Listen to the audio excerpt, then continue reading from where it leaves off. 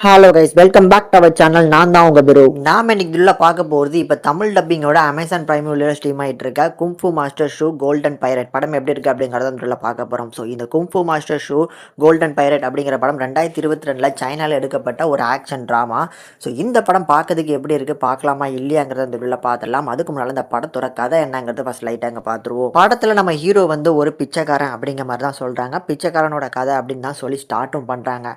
So அவர் வந்து ஒரு கப்பலில் ட்ராவல் பண்ணிட்டு இருக்காங்க. அதே கப்பலில் தான் நம்ம ஹீரோயினும். ஸோ அவங்க வந்து படித்து முடிச்சுட்டு அவங்களோட சொந்த நாட்டுக்கு திரும்பி வந்துட்டு இருக்காங்க. ஸோ அந்த கப்பலில் வந்து ஒரு கொள்ளையர்கள்லாம் சேர்ந்து கொள்ளையடிக்க நினைக்கிறாங்க. அந்த நேரத்தில் நம்ம ஹீரோவும் ஹீரோயினும் சேர்ந்து அவங்கள அடித்து விரட்டுறாங்க. ஒரு வழியாக நம்ம ஹீரோவும் ஹீரோயினும் அந்த கப்பலில் இருந்ததுனால இந்த கொள்ளையர்கள்ட்ட இருந்து இந்த கொள்ளையடிக்காமல் இந்த கப்பலை காப்பாற்றிட்டாங்க.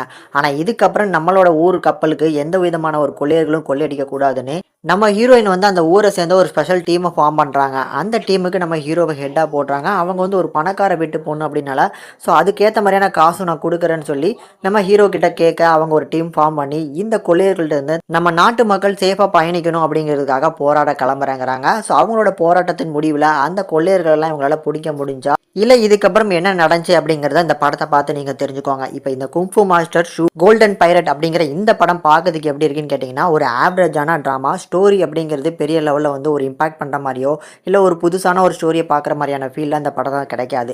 ஸோ ஒரு 1.5 மணி நேரம் போல் அப்படின்னு நினச்சிங்க அப்படின்னா இந்த மாதிரியான ஆக்ஷன் ட்ராமா, அதுலேயுமே இந்த சைனீஸ் ஆக்ஷன் ட்ராமாவை விரும்பி பார்க்கக்கூடிய ஆள்னா இந்த படத்தை கண்டிப்பாக ஒருக்க ட்ரை பண்ணி பார்க்கலாம். படத்தில் இருக்கிற குட்டி குட்டி மூமெண்ட்ஸ்னு பார்க்கும்போது படத்தில் இருக்கிற அந்த லவ் போர்ஷன்ஸாக இருக்கட்டும் அண்ட் ஆல்சோ ஆக்ஷன் சீக்வன்ஸஸ் ஒரு மைல்டான ஒரு என்டர்டெயினும் கொடுக்கும். பர்ஃபார்மன்ஸ்னு பார்க்கும்போது இந்த படத்தில் நடிச்சிருக்க எல்லாருமே இந்த கதைக்கு ஏற்ற மாதிரியான ஒரு நல்ல பர்ஃபார்மன்ஸை கொடுத்துருக்காங்க. அண்ட் ஆல்சோ தமிழ் டப்பிங்குமே நீட்டாக பண்ணி கொடுத்துருக்கனால படம் வந்து பார்க்கறதுக்கு ஒரு ஆவரேஜான என்டர்டெயின் கண்டிப்பாக இந்த படத்துலேருந்து கிடைக்கும். ஸோ இந்த மாதிரியான சைனீஸ் படங்களை விரும்பி பார்க்கக்கூடிய பேஷன்ஸ் இந்த படத்தை கண்டிப்பாக ட்ரை பண்ணி பார்க்கலாம்.